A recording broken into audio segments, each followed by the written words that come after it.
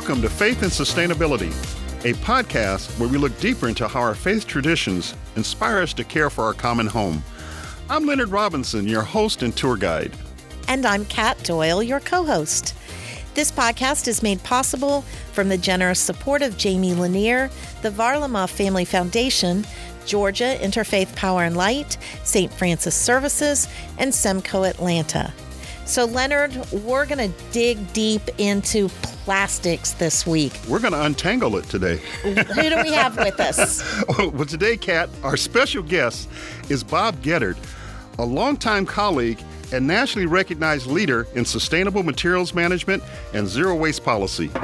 With over 45 years of experience, he has guided cities, counties, and coalitions toward circular economy solutions through strategic planning and public-private partnerships. Bob served as the director of Austin Resource Recovery, where he led the city's ambitious zero waste initiatives and held executive roles with the California Resource Recovery Association and the National Recycling Coalition, where he was twice elected president.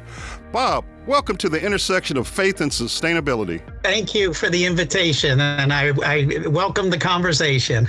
Okay, I'm tired just listening to all the things that you've done. Phew, that's a lot. I think one of the things that we didn't hear, but that I know to be true, is that you're also a proud practicing Catholic. So I'd like you to maybe start today and telling us a little bit about just your faith growing up and what part it played in preparing you to do this mountain of work. Well, I thank you for the question and the invitation to speak on my faith. It's rooted in the Franciscan values. I attend a Franciscan church in downtown Cincinnati and over the Rhine. And Franciscan values center on community, service, peace, justice, and respect for creation. And I'd like to integrate all these values into my actions. My actions are an integration of these values.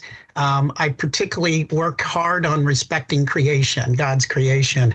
I also take a lead from Catholic social teaching, which is a doctrine developed by the Catholic Church over about a century. And it's on the matters of social justice, human dignity, and the common good. And one of the 7 themes of the Catholic social teachings is care for God's creation. And I feel like that's been the theme of my career. It's the background that motivates me.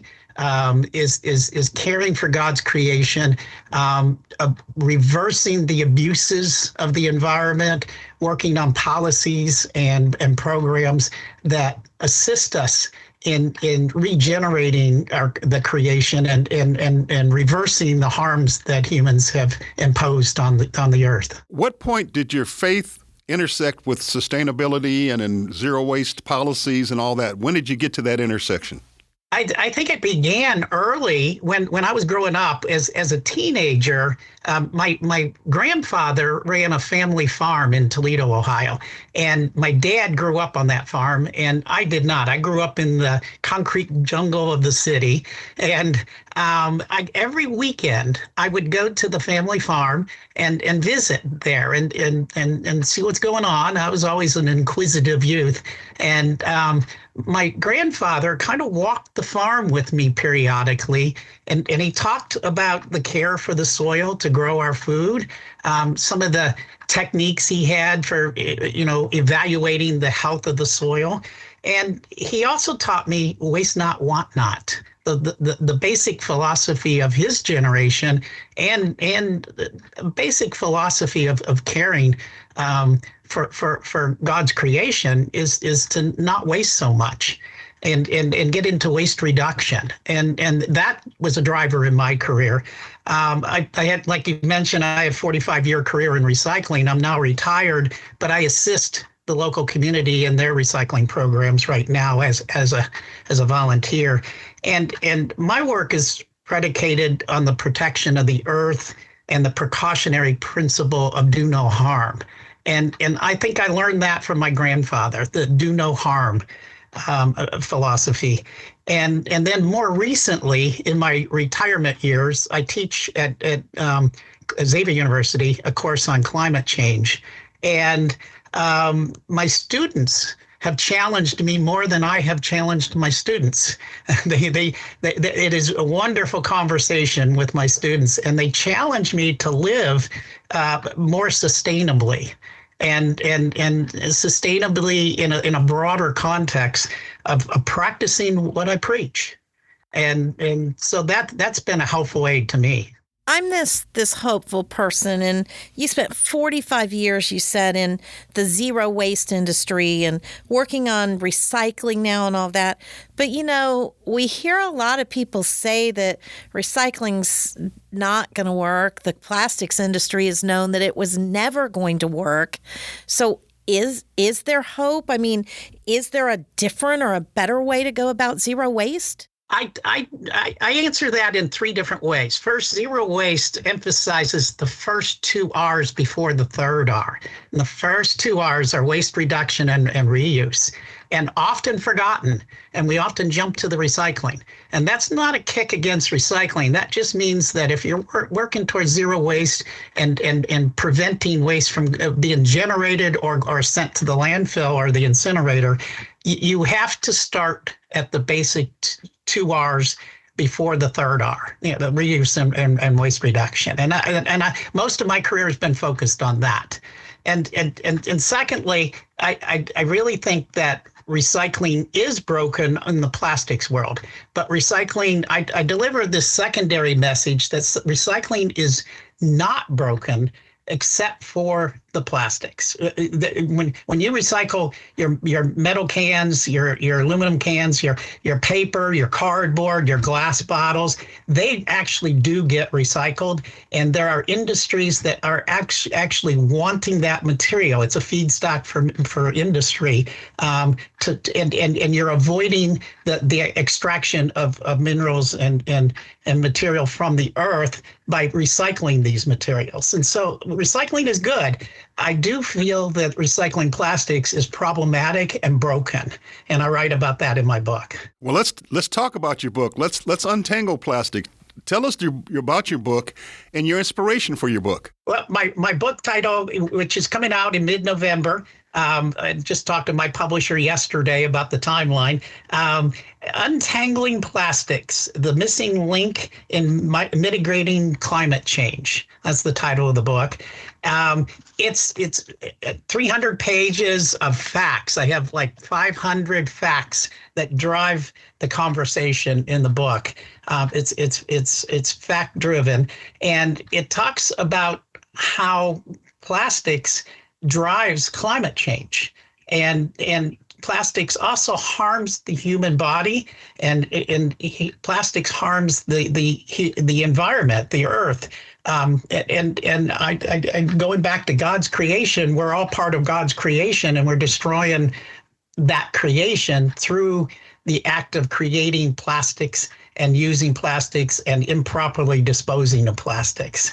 And so it's all driven by the plastics world. So it's interesting you bring that up, because just yesterday, the Archdiocese of Atlanta dropped their second episode of People, Planet, and Health, and it has to do with the problem of plastic as it affects people, planet, and health.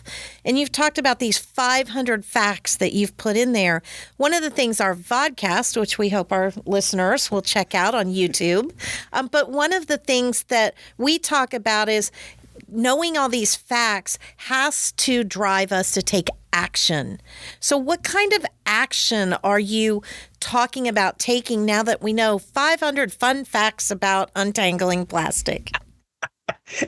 Well, I start with the first fun fact, in that plastics is created from fossil fuels. And so you extract from the earth fossil fuels, and in that extraction process, there's a release of greenhouse gases that impact climate change. You also, in the manufacturing of plastics, called a crackling process, there is the exposure of more greenhouse gases emitted, as well as exposures to the workers of microplastics and other forms of harm. The chemicals, there's 16,000 chemicals that are used to adapt the plastic to the type of flexibility and use that we use the plastics for the plastic products. Those chemicals, the workers are exposed to those chemicals. Humans using the plastics in their microwave and in their kitchen and so forth are exposed to these plastic harms, and including the chemical additives, and then the improper disposal just adds more harm to the environment, the marine life, the rivers and streams and so forth. In answer to your question of what can we do about it, the answer really is moving and migrating our lives away from plastics. We need to start working in adapting substitutes for our plastics. Part of this explosion of the use of plastics is our explosion of consumption. It's what some leading experts call conspicuous consumption, and Pope Francis mentions that in Laudato Si, that we should be driving our lifestyles more in respect to the earth and reducing the amount of plastics and other materials that we're using. As a first world industrialized country, we are very much using more material per capita than anybody else in the world. And Pope Francis calls us out on that in Laudato Si, that this is part of the abuse of God's creation. And also in Laudate Deum, when he really called the United States out, but he pushed us to take action. Now, I'm going to back up and tell you that you're talking about the crackling and all that. I am familiar with the cracker plants and that sort of thing, and nurdles. And if you don't know what nurdles are, I tell you, go look it up, Google it. It's an amazing little bit of plastic that is taking over our environment. But I am going to get on the soapbox, if you will, for maybe the other side for a minute, so that we have both sides here, about the people that will say, well, we can't just get rid of plastics. There are some places where plastics are absolutely necessary, and they are allowing us to save lives and medicine and do all this. So I want to make sure that our listeners understand, are you asking us to do away with all plastics, or to be more intentional about which plastics we're using and how we're using them? I am advocating for the complete elimination of plastics for the protection of Earth and our human lives. And I expose the myths of plastics in the medical field. We rely very heavily in the hospitals, doctors' offices on plastics.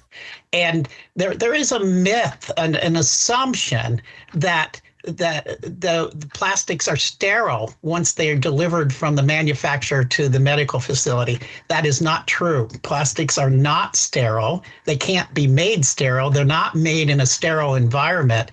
If you ever walk through an electronic manufacturing facility, it's a clean manufacturing where everybody wears white clothes, white gloves, white shoes, and everything is in a sterile environment.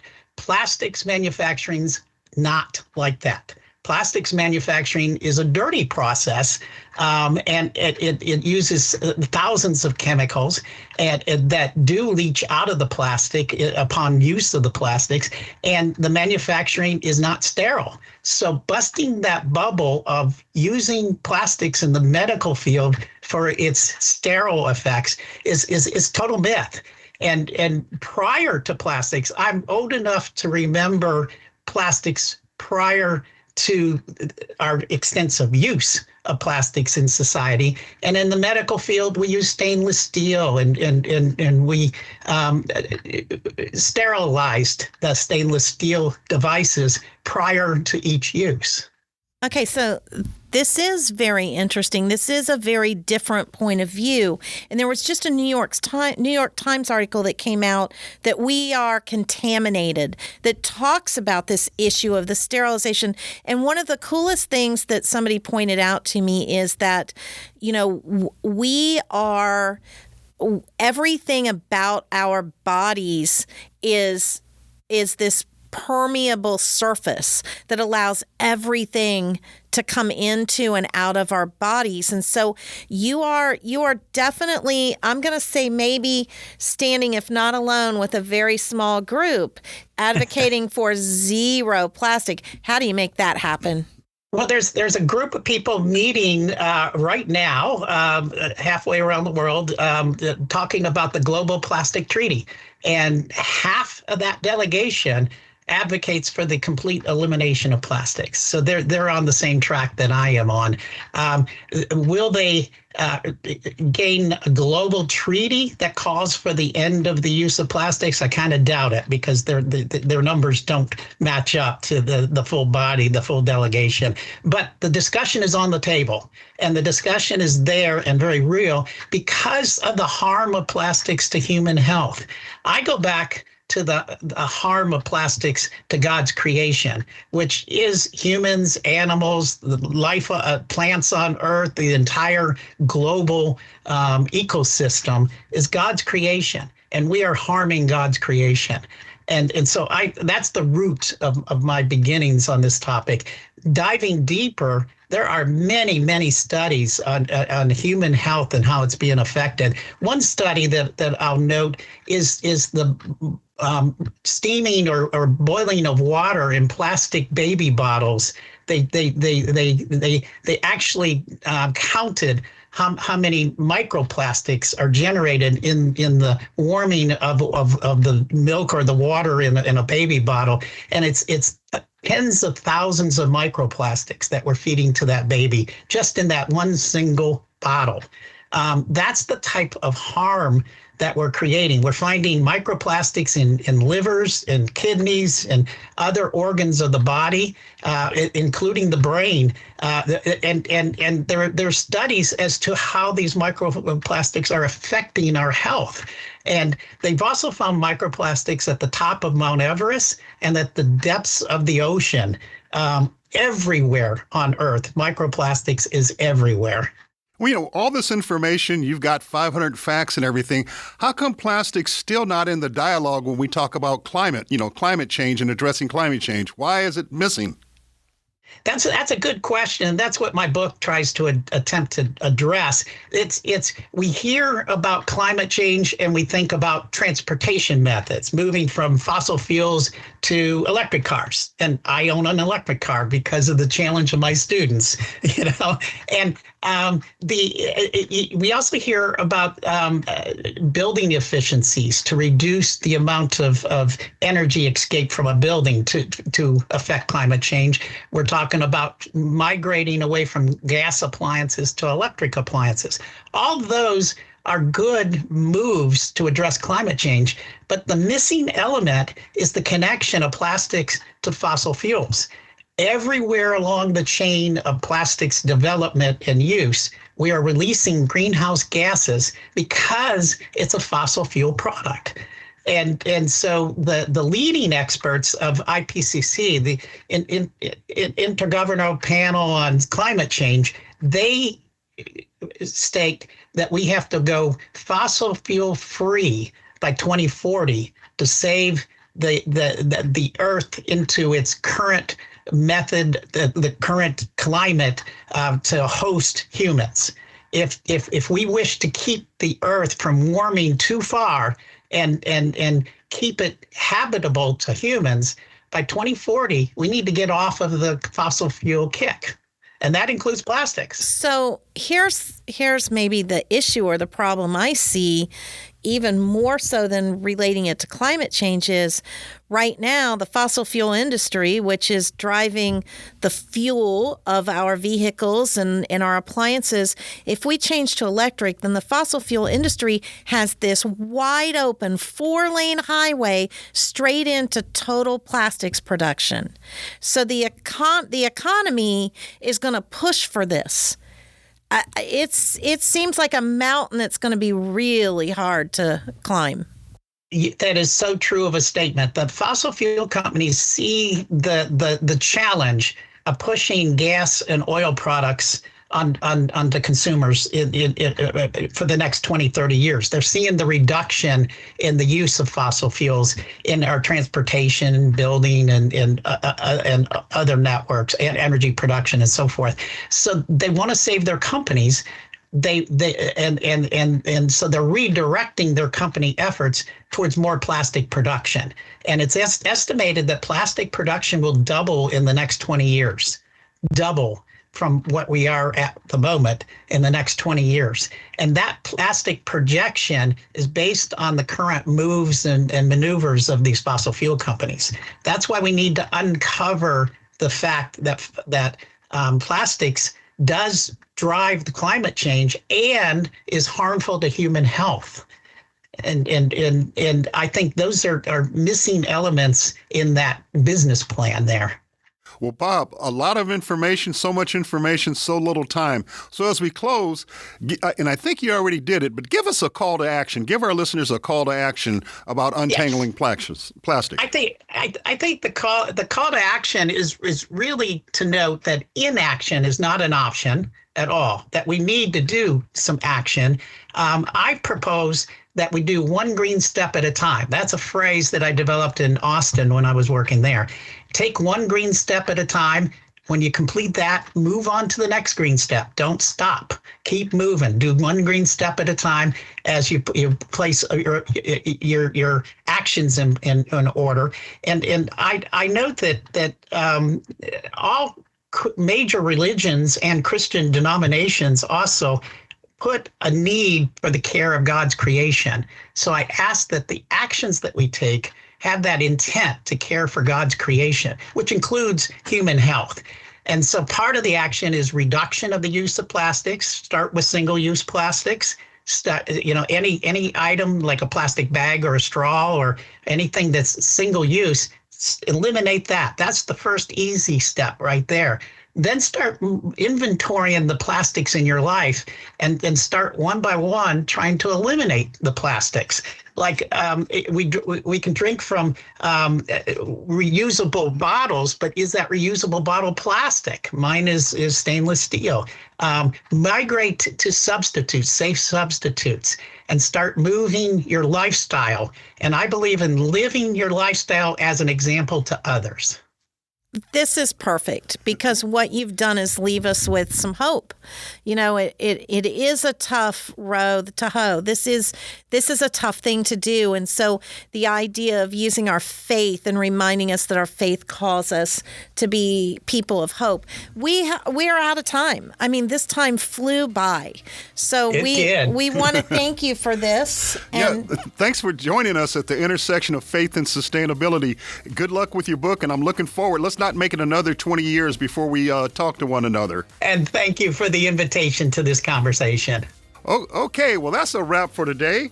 A wrap, W-R-A-P as in plastic wrap, that we want to get rid of, right? I know, bad dad joke. Bad dad joke at the end. Very good. Anyway, don't forget, everybody out there, to like us and follow us and subscribe. Leave us a review. We'd love to know what you think about what we're doing. And Leonard, until next time. Meet us at the intersection of faith and sustainability. The preceding podcast is a production of the Roman Catholic Archdiocese of Atlanta. Copyright 2025.